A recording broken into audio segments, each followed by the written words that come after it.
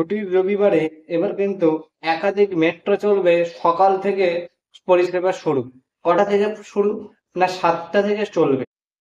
আগামী রবিবারে 8টি মেট্রো চলবে অতিরিক্ত, মানে সকাল 7টা থেকে শুরু করে কিন্তু পরপর মেট্রো থাকবে।